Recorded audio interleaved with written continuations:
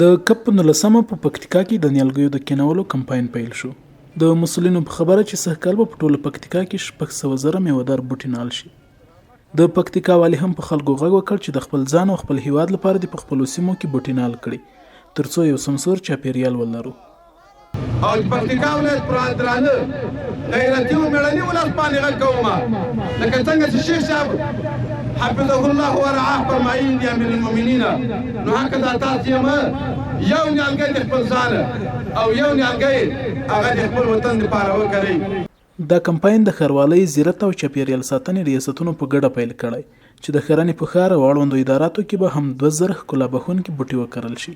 د پکتیکا مرکز کوم ساحه چې په پلان کې داخل ده البته د هغې لپاره یوه ځمکې رسمو ته د راول باندې اخته وو. د دغه لپاره موږ په نظر کې لرو چې په پکتیکا مرکز ښارونو ښار کې 2000 نیالګي هغه باید کښېنول شي.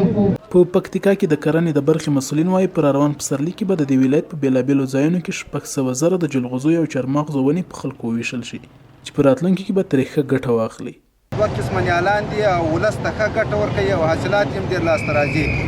یو جلغوزي دي او یو چارمغز دي تقریبا تعداد یې 6,25,000 نیالان کېږي.